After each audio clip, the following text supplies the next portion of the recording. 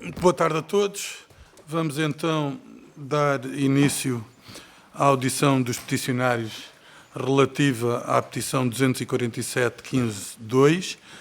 Permitam-me, em primeiro lugar, em nome de todos os presentes, saudar os peticionários aqui representados pela doutora Ana Palha e pela doutora Anabela Maior.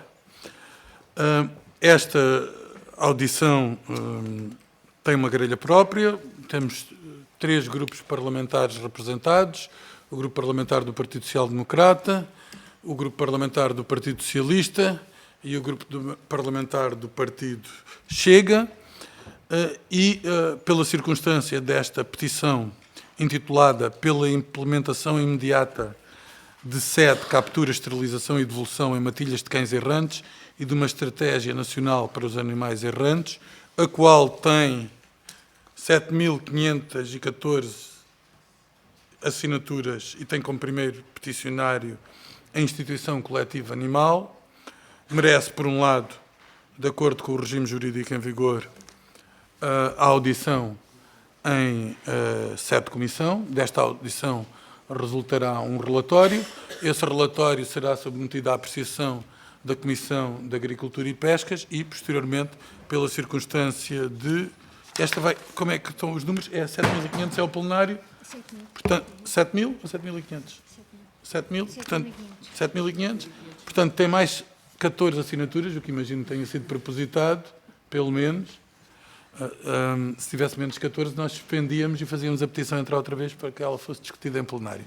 Não sendo o caso, e tendo mais 14 assinaturas do que aquilo que é exigível em plenário, depois de todo esse processo político-administrativo, a matéria é enviada para o Sr. Presidente da Assembleia da República, o Sr. Presidente da Assembleia da República procede ao agendamento da petição em plenário, ou seja, todos os partidos têm a prerrogativa de se pronunciar sobre a petição em plenário, sendo que a petição, caso não saiba, fique claro, e também aqueles que acompanham esta audição, a petição não vincula a Assembleia da República, ela é meramente apreciada, não é votada, não motiva qualquer deliberação por parte do universo de deputados da Assembleia da República. O que se permite é, quando for feito o agendamento, se porventura algum grupo parlamentar quiser fazer, por modo próprio, uma iniciativa, um projeto de resolução, um projeto de lei sobre a matéria, esse projeto de resolução ou esse projeto de lei, que tem que ficar circunscrito ao âmbito da matéria que está aqui definido, é também discutido por arrastamento, ao mesmo tempo que é discutida a petição. Mas o que é discutido em primeira instância é a petição. Portanto, o modelo é muito simples. Os representantes dos peticionários dispõem de uma intervenção inicial até 10 minutos e depois eu passarei as palavras aos grupos parlamentares para opiniões, sugestões, comentários, perguntas, o que os grupos parlamentares entenderem e depois, por fim, para encerrar a audição, haverá um período de 10 minutos para que as peticionárias deem conta das respostas ou acrescentem aquilo que reputarem oportuno. Minhas senhoras, muito obrigado pela vossa presença, pela vossa iniciativa cívica, de maior valor e significado para nós. Tem a palavra a senhora doutora Ana Palha. Por favor, dispõe até 10 minutos. Muito obrigado. Se quiser partilhar, esteja à vontade. Quando faltar um minuto, eu faço aqui um toque. O cronómetro está ali. Ok. Não se sinta intimidada. Ele anda como o seu relógio, não é diferente? Ok. Boa tarde a todos. Obrigada. A petição que hoje trazemos aqui, que vimos aqui discutir, ou seja, pela implementação imediata de sede, ou seja, captura, esterilização, devolução e esterilização em matilhas de cães errantes e de uma estratégia nacional para os animais errantes, foi não só subscrita por esses milhares de subscritores, mas também por dezenas e dezenas de associações de norte a sul do país e ilhas. A Lei 27 de 2016, que proíbe o abate indiscriminado de animais errantes e que promove a esterilização, foi, de facto, um marco muito, muito importante na proteção dos direitos dos cães e dos gatos em Portugal. No entanto, infelizmente, a implementação desta lei tem enfrentado problemas significativos, resultando em falhas na colaboração entre o Estado e as associações de proteção animal. Não nos esqueçamos, por um lado, os centros de recolha oficial e as associações que todos os dias se substituem ao papel do Estado, estão todos lotados, e que atualmente também o programa SEDE é atualmente restrito apenas aos gatos errantes, excluindo os cães de matilhas. Esta exclusão tem, de facto, levado a uma reprodução descontrolada e ao aumento do número de cães errantes. Ou seja, a abordagem atual tem-se mostrado ineficaz, cruel para os animais, perturbadora para a comunidade e uma gestão ineficaz dos recursos públicos. Assim sendo, no nosso entender, uma estratégia de controle populacional com impacto efetivo tem, de facto, concentrar-se na esterilização. Ou seja, pela esterilização, reduzir drasticamente o número de nascimentos de cães e gatos por via da esterilização é, de facto, a melhor ferramenta de combate ao abandono, à negligência, aos maus-tratos, à acumulação, à própria incapacidade do Estado, de resposta do Estado, do coletivo associativo e da sociedade civil. A dimensão avassaladora de todos estes flagelos, o abandono, a negligência e os maus-tratos, a acumulação, a incapacidade de resposta do Estado, das associações e da sociedade civil, e que há décadas assolam o país e que são profundamente perturbadoras do bem-estar dos animais e que têm um enorme impacto negativo na sociedade e na despesa pública, é consequência do número excessivo de nascimentos.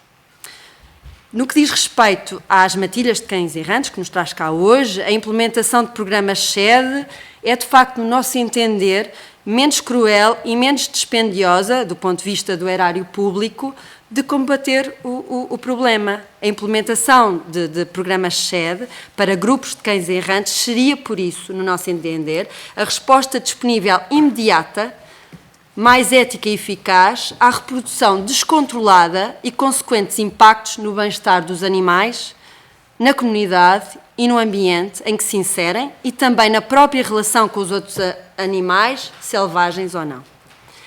E lembramos que o que estamos aqui a propor e a dizer, esta metodologia faz também ela parte das linhas orientadoras da Organização Mundial de Saúde e é também recomendada pela própria Federação de Veterinários Europeus, que assume que, perante a limitada capacidade de recolha, a esterilização é, de facto, e devolução de cães errantes, e passo a citar, pode ser considerada como medida temporária de controle populacional. Pode repetir essa parte? Muito bem. Ou seja, a esterilização e devolução de cães errantes, e passo a citar, pode ser considerada como medida temporária de controle populacional. Nós não estamos aqui a dizer que esta é uma solução que queremos implementada para sempre. É para a situação que estamos a viver atualmente. E aproveitar para lembrar também que Portugal ratificou a Convenção Europeia para a Proteção dos Animais de Estimação, isto em 1993, comprometendo-se a reduzir a reprodução de cães e gatos errantes, e passo a citar, promovendo a esterilização destes animais. Isto, de facto, não está a acontecer. Nesse sentido, o que vimos aqui fazer é, de facto, apelamos à alteração da legislação para permitir, então, a implementação do SEDE como uma medida temporária do controle populacional das matilhas de cães errantes e relembrar ainda um alerta que foi feito muito recentemente por um outro movimento, o movimento de campanha para a esterilização de animais abandonados, que também já esteve aqui presente, em que se o Orçamento de Estado para 2024 mencionava a implementação de SEDE para cães, Essa referência no orçamento para 2025 foi eliminada. Isso, de facto, preocupa-nos muito. Agora, para concluir, ainda estou no tempo, queria então concluir desta maneira. Se é um facto que há milhares e milhares de cães a viver ao abandono, em mantilhas errantes por todo o país, e é assim há décadas, temos de facto duas opções. Ou seja, uma delas é não fazer nada, é não interferir, é deixando reproduzir-se, ir recolhendo aleatoriamente, como está a acontecer, conforme as emergências e a disponibilidade dos centros de recolha oficial. E o que estamos a ver é que, de facto, que não resolve o problema estrutural. E é caro para os contribuintes, e extremamente violento e cruel para os animais. Ou então, temos outra alternativa, que é implementar os programas de sede, diminuindo assim o número de animais, o número de elementos de matilhas, que no nosso entender é mais justo para os animais, até do que encarcerá-los em celas e outras coisas que por aí acontecem, e obviamente mais barato para o contribuinte. Obrigada. Muito obrigado. Eu solicitava que os peticionários, se não vissem inconveniente disso, pudessem permitir que os serviços utilizassem esses apontamentos para distribuírem até pelos grupos parlamentares e até para ser mais fácil proceder à elaboração da ata desta audição.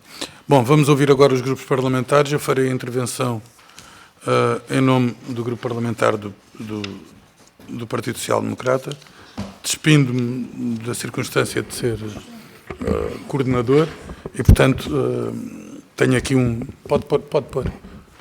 Eu não vou usar o tempo todo, quero fazer aqui 2 ou 3 observações muito breves que creio serem importantes.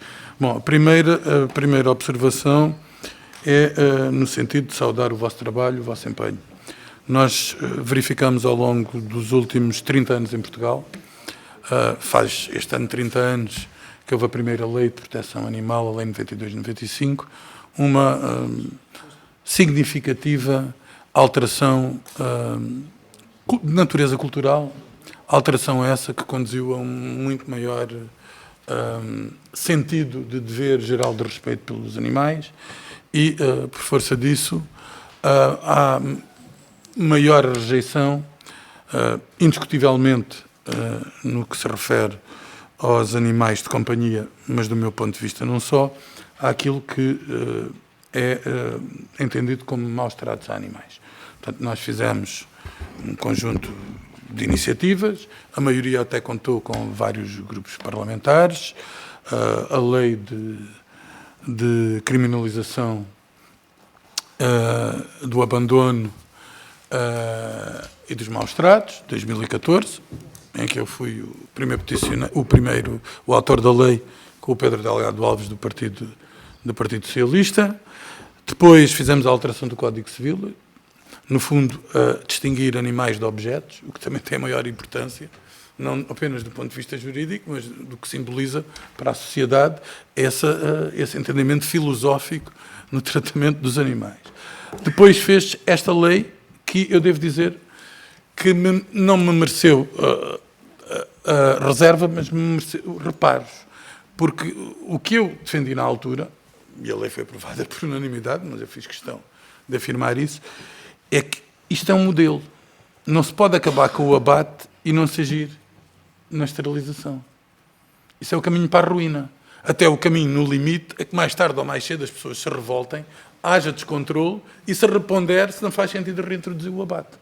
E, portanto, eu na altura, embora eu seja obviamente contra os abates, entendia que o prazo não devia de ser de, acho que foi 3 anos, agora não me recordo, 2 anos, devia ser de 5 anos. Para quê? Por um lado, para dar possibilidades às câmaras para fazerem os CROs e para estabelecer essa obrigatoriedade dos CROs, para as câmaras erguerem modelos de relacionamento com as associações que para mim, do ponto de vista da clareza, são os modelos que salvaguardam o tratamento dos animais dentro destes CROs, porque sabemos que também, desafortunadamente, há muita gente que não tem conhecimentos técnicos para manusear animais e, portanto, o meu sonho idílico, é verdade, eram uns CROs que fossem quase como umas de vidro, para que nós víssemos tudo que passava lá dentro e, ao mesmo tempo, aquilo fosse um apelo à adoção responsável, que era uma coisa completamente diferente.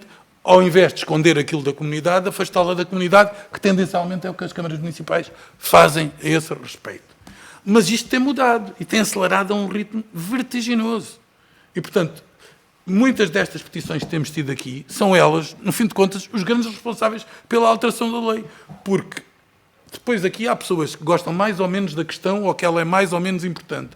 Mas se o caudal for de tal forma avassalador, o político, gosta mais ou menos da questão, tem uma obrigação que tem que assumir, que é dar expressão àquilo que é um sentimento geral da comunidade, que em direito se chama o impulso legiferante, que é um impulso que vem de fora e coage o político a tomar medidas em relação àquilo. Na área dos animais é isso que tem acontecido. Eu queria lhe dar duas notas. Primeiro, disse aí uma coisa que eu devo corrigir, porque isto fica gravado e as coisas são o que são. Em relação às verbas para os animais este ano, no orçamento, não se vai ter menos, até se vai ter mais. O que aconteceu foi que a verba não estava desagregada e, portanto, não havia uma linha em que a verba constasse. O Governo disse-me a mim, estou à vontade para dizer isto, que a verba estava lá. E eu não tenho razão para não acreditar nisso. Se eu vi lá a verba, não vejo, porque era impossível, não se conseguia desagregar. Mas o facto é que na especialidade corrigiu-se. Aí eu creio que não há problema nenhum. Agora, o problema é mesmo de concretização. Porque eu não vou dizer que o anterior Governo não fez nada em relação a isso. Para mim, fez alguma coisa em relação a isso. Tenho que dizer. Não era do meu partido, mas fez alguma coisa e deu passos que, para mim, são relevantes nesse domínio. Não vou dizer o contrário. Agora, há muita coisa para fazer. A esterilização, para mim, é evidente. A questão é montar o modelo e fazê-lo funcionar. A única dúvida que eu tenho, e realmente não tenho certeza nisso, foi por isso que pedi aquele esclarecimento há pouco, para ficar absolutamente claro o que é que isso representava. Qual é a dúvida? O comportamento de cães e gatos não é igual. E, por vezes, há casos em que as matilhas se tornam agressivas. O que creio que é sabido. Eu não digo que é a maioria dos casos, se calhar é uma minoria dos casos. E, portanto, haverá outra solução para o caso dos cães, sem ser a sede. A adoção não consegue dar resposta a todas as necessidades, com o crescimento que estamos a registrar dos CROs?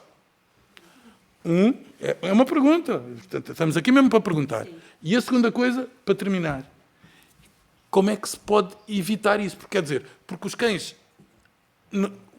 o ideal é diminuir o número de cães na rua, até por questões de saúde pública e etc. Portanto, isso também é relevante. Portanto, devemos nós estar perante uma situação em que se está a perpetuar a situação. Eu não sei, eu às vezes penso sobre isso, não tenho uma resposta certa, estou-lhe a perguntar, não é tipo, este tipo já pensou o que é que vai dizer. Não. Já passou o meu tempo, peço desculpa. Muito obrigado, agora tem a palavra, eu só me vejo o nome à cabeça e não é o nome da senhora deputada, mas pronto. Não, mas é que eu digo sempre o primeiro nome, não digo o segundo. A senhora deputada Palmira Maciel, por favor, senhora deputada, desculpe. Obrigada, senhor Presidente. Eu também queria agradecer a todos os peticionários, mas concretamente à dona Ana Palha e à Anabela Maior. Queria dizer-vos que para o Partido Socialista é importante a petição, o conteúdo da vossa petição, a pedir a implementação do programa de captura, esterilização e devolução e também, como falaram, da questão da Estratégia Nacional de Animais Errantes. Nós, o Partido Socialista, como foi dito até durante estes anos em que foi governo, que foi fazendo e tomando medidas para melhorar a qualidade de vida também dos animais de companhia, sabemos que foi feito um caminho e que começou, ou melhor, não começou porque antes de 2014 já havia outra legislação, mas, como disse, o grande impulso foi, na realidade, em 2014, a questão da criminalização dos animais. E depois, mas nós sabemos que é preciso continuar a fazer ações para diminuir o abandono, é preciso fazer campanhas de sensibilização, é preciso promover a adoção responsável, é prevenir os maus tratos. E a lei de 27 de 2016, de 23 de agosto, conforme aqui também já foi dito, e vocês na petição dizem que falhou, nós não consideramos que ela falhou. E também já foi aqui explicado pelo Sr. Deputado Cristóvão Norte que a partir do momento em que uma lei que proíbe o abate dos animais que estavam em canis e que para nós foi um grande passo porque esses canis passaram a ter possibilidades de melhorar as condições para as recolhas dos animais e por isso em 2016 passámos para quase o abate zero. Mas também concordamos que não se pode terminar o abate sem ter outras medidas que façam diminuir os animais errantes nas nossas ruas. E é evidente que a aplicação da lei exige continuidade. E em 2018 surgiu, então, o programa da modernização e o aumento da capacidade dos SCROs, graças a verbas públicas sempre disponibilizadas para isso. Reconhecemos que também, e concordamos que é preciso fazer com que essa lei surta efeitos. E por isso mesmo, para a lei surtir efeitos, têm que se tomar outras medidas. E as outras medidas que aqui estão a sugerir, e uma delas, que já na realidade estão a sugerir há muito tempo, é na realidade o programa Capturar, Esterilizar e Devolver. E que iniciou pelos gatos. E, como disse também o Sr. Deputado, é diferente, em especial a captura. Alguns municípios criaram as colónias de gatos, registaram e identificaram esses gatos, e quando alguma gata chega de novo a essa colónia, é capturada, apanhada, é levada para esterilizar e volta ao seu local, que é isso que defendem também para os cães e que nós, na realidade, estamos de acordo que agora isso tem que acontecer. E também reconhecemos aqui o trabalho bem feito de algumas autarquias e das associações zoófilas, que na realidade têm muito trabalhado para isso, mas há aqui uma questão, é que esta petição já é datada de novembro de 2023. Passou-se um ano e pouco sobre também a vossa petição. E a pergunta que eu vos quero deixar é esta. Durante este tempo, o que é que se melhorou? O que é que foi feito? Se na realidade notam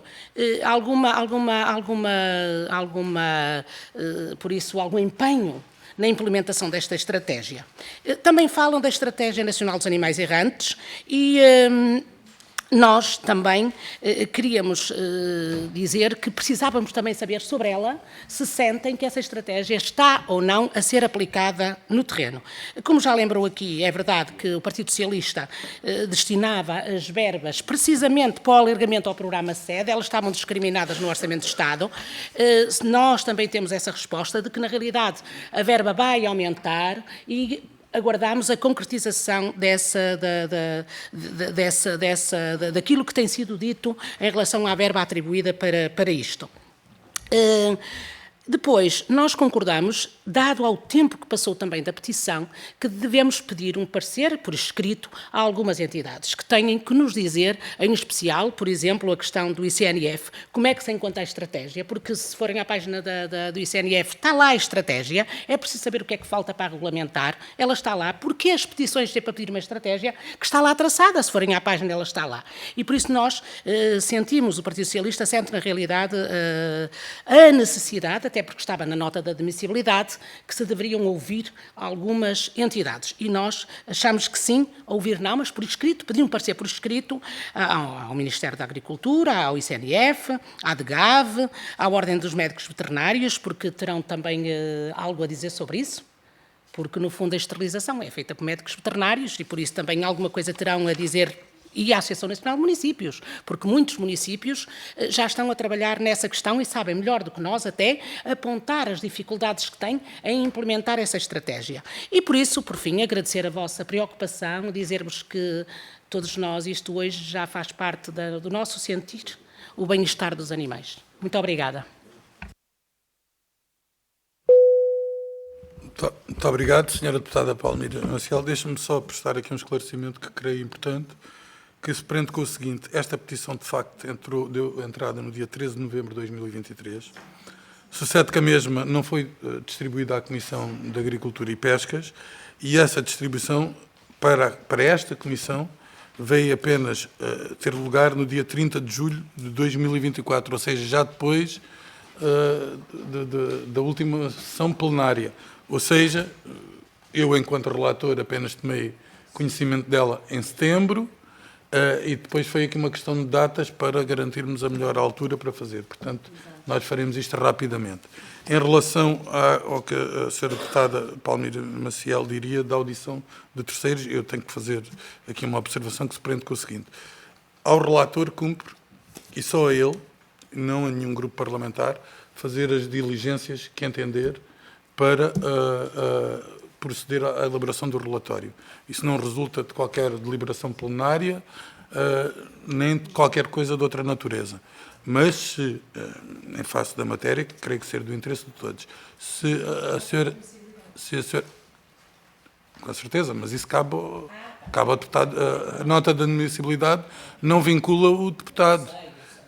Vincula só nos aspectos de natureza legal. Nos demais, há discricionariedade do deputado em relação à matéria. Mas, tendo dito isso, é a senhora deputada fazer chegar aquilo que entende... Sr. Presidente, desculpe, eu não disse ouvir, disse pedir o parecer, conforme se pede muitas vezes por escrito a essas entidades, está bem? A quem entender, nós faremos as perguntas que entender.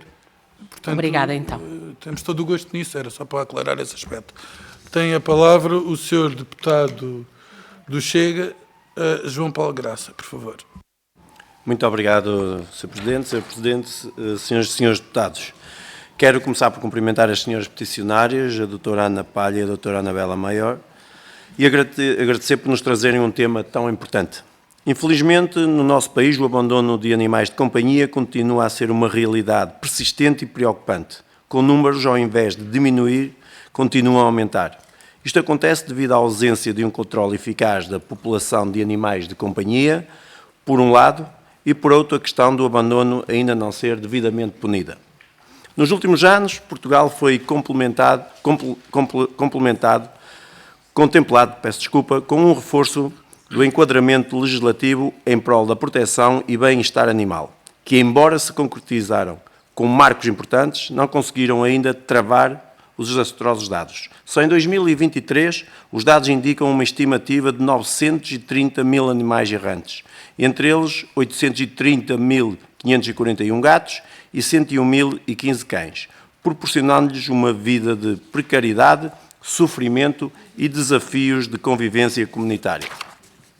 Ora, é de destacar a Lei 27/2016, de 23 de agosto, que proíbe o abate como forma de controle da população, privilegiando a esterilização e criando medidas para a constituição de uma rede de centros de recolha oficial de animais.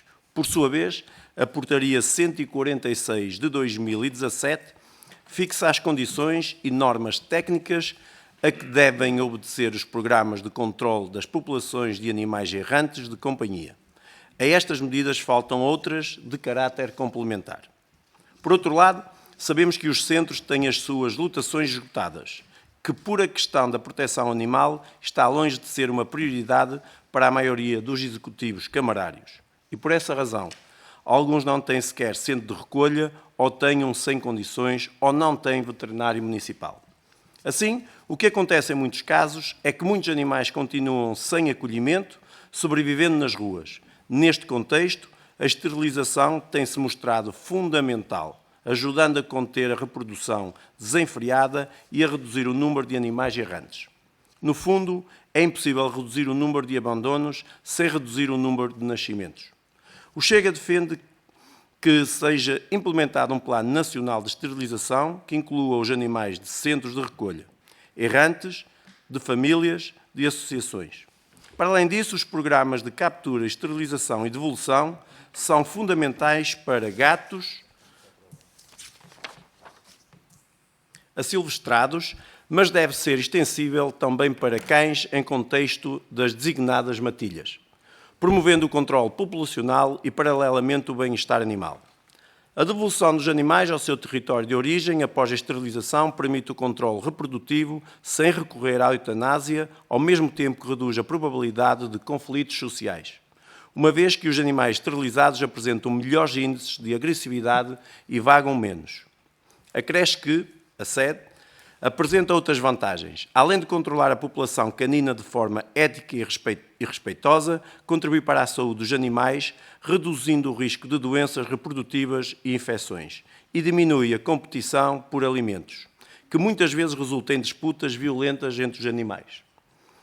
que muitas vezes, a captura permanente destes cães não se mostra uma solução viável, uma vez que, sendo asilvestrados, não são considerados animais adotáveis. Assim, o Chega defende que o Governo deve proceder à implementação do programa de captura, esterilização e devolução de cães asilvestrados de forma coordenada e estruturada, acompanhada de uma estratégia nacional robusta com objetivos definidos, uniformizando procedimentos para todas as partes envolvidas. Aceitamos que a adoção desta medida de controle populacional temporária, integrada numa visão nacional, pode finalmente reverter o cenário atual, melhorando o bem-estar animal e reduzindo significativamente o problema da sobrepopulação de cães. O Chega teve já a oportunidade, em sede do Orçamento de Estado, propor a disponibilização de verba para a adoção destas medidas, mas infelizmente foram rejeitadas. Por essa razão, achamos da maior importância que a sociedade civil se manifeste também no sentido de confirmar a importância destas medidas. Sabemos que o ideal era a adoção para todos os animais errantes, mas isso não é possível.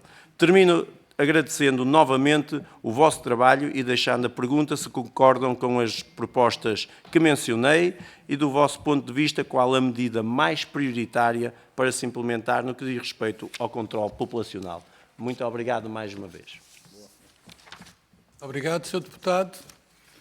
Para encerrarmos a nossa audição, tenho mais uma vez a palavra, até 10 minutos, a senhora doutora Ana Palha. É o que entender, reparte o tempo como entender, fala o que entender, responda ao que entender. Fica a sua consideração. Senhora doutora, tem a palavra, por favor. Obrigada. Gostava de começarmos se calhar por pegar logo naquela parte em que falou sobre os CROs e da importância, da própria necessidade de transformação do conceito de CRO. E pegando um bocadinho também quando estava a correr a consulta pública para a Estratégia Nacional dos Animais Errantes, estratégia consulta na qual nós participámos, e nós falámos exatamente nisso, ou seja, é muito importante todo este bolo, tudo isto que estamos aqui a falar, é muito importante também termos em atenção a necessidade nos dias de hoje de transformar os próprios centros de recolha oficial, ou seja, nós já não estamos naquela fase de quando surgiram os CROs, não é? Que havia aquele conceito, digamos assim, sanitarista de cariz burocrático, e de facto temos que repensá-los. O que é que eles são? Eles neste momento são estruturas fechadas, muito, na maior parte dos casos, afastados das comunidades, fechados às comunidades, e acho que nesse sentido temos muito a aprender também com as associações, que são estruturas abertas à comunidade e até com os projetos de adoção, na ajuda à comunidade, na procura de animais perdidos, na sensibilização, na própria ajuda à sensibilização que tem da educação, na formação de tudo da própria comunidade. Estão muito mais próximos da comunidade do que propriamente nos CROs. E nesse sentido era muito importante transformá-los quase que em vez de serem depósitos de animais, abri-los à comunidade, transformá-los, quem sabe, em unidades de saúde e bem-estar animal, e logo aí podíamos estar a aproximar-nos daquilo que queremos, ou seja, de polos importantes também para dar resposta ao problema da esterilização e haver essa possibilidade de esterilizar mais os animais e adaptarem-se, de facto, aos dias de hoje. E neste ponto foi por isso que achei importante, quando falou que eles deviam ser quase de vidro, era de facto transformar num conceito em que estivessem de facto mais próximos e abertos à comunidade. Por outro lado, passando à questão das matilhas e do que se passa nos dias de hoje, da nossa experiência no terreno, é que de facto há uma enorme dificuldade dos próprios CROs, quando há situações de terem que recolher ou quando são sinalizadas matilhas, não só pela falta de espaço, mas também das dificuldades operativas que é apanhar esses cães. E nós temos visto, quando foi a matilha de São Jacinto, em Aveiro, que foi uma situação extremamente violenta, corria mais ou menos o ano de 2016, em que foi uma situação... Foram mortos, apanhados avulsos... E passados uns anos a matilha está lá toda. Exato. Os canis municipais, as câmaras, para já não há. Por um lado, não há uniformização de procedimentos e cada câmara. Questionava há pouco que os municípios, qual era a opinião. Há vários municípios que têm pedido sucessivas vezes ao governo, inclusive ao governo anterior PS, para implementar, por favor, quase de joelhos, medidas de sede. Isto é o mínimo. Sede em cães, em matilhas de cães, é o mínimo que nós estamos a pedir há 50 anos, porque assim, o problema em Portugal do controle populacional e da sobrepopulação de cães e de gatos, os errantes, é só uma parcela ínfima.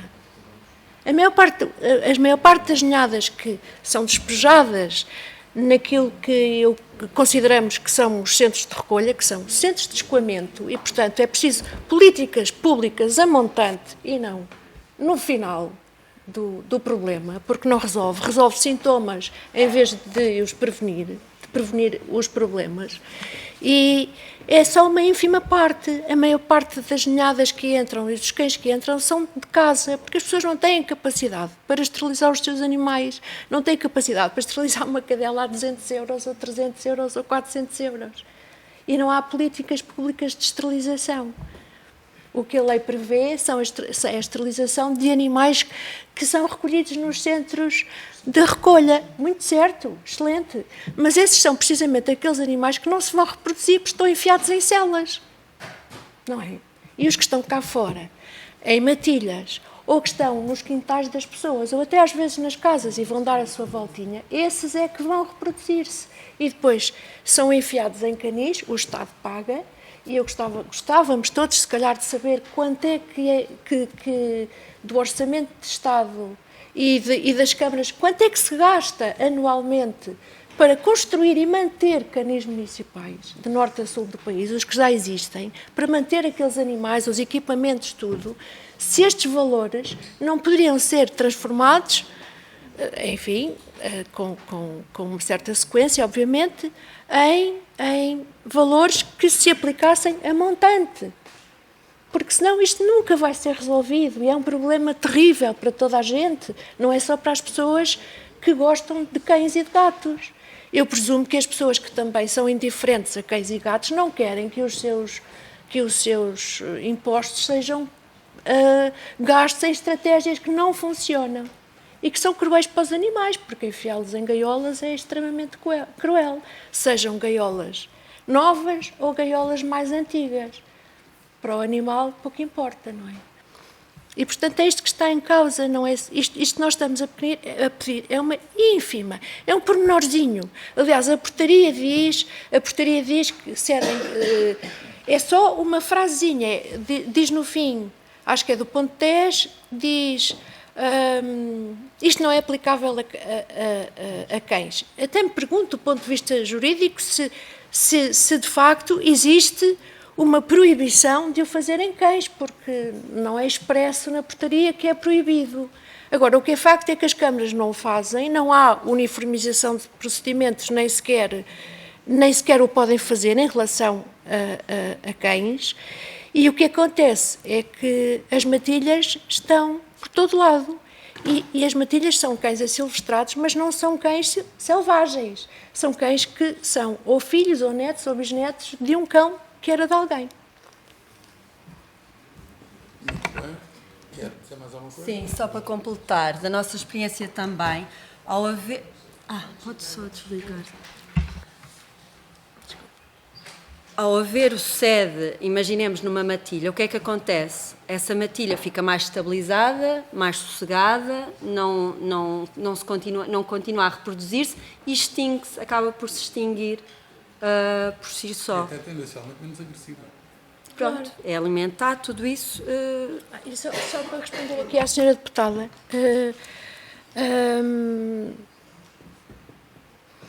Em relação aos pareceres, por exemplo, penso que é o Dr. Ricardo Lobo da ANVETEM, que alega, enfim, terá a sua justificação, que de certa forma o SED vai, o Estado capturar, recolher e depois devolver cães a matilhas, ou seja, pôr cães na rua, é uma forma de normalizar perante a sociedade os cães na rua. Ora, isto é absurdo, no nosso ponto de vista, porque o que mais normaliza para a sociedade cães na rua é cães e cadelas a terem filhos na rua, não é? Eu penso que isto é o que mais normaliza. É a população estar habituada a que há matilhas, que têm bebés e constituem família, e têm bebés e filhos e netos, e uns morrem, outros. Isto para mim é que é a normalização para nós, é que é a normalização do cão na rua, do cão errante, e que é errada, não é? Claro que se as matilhas tenderem a diminuir, essa normalização vai desaparecendo. É a única forma, é que não há outra solução. Nós isto não é o ideal, é muito violento, fazer capturas é preciso ter conhecimento dos procedimentos, porque é difícil, é violento para os cães, não é? Para as dinâmicas de grupo, as relações de grupo, a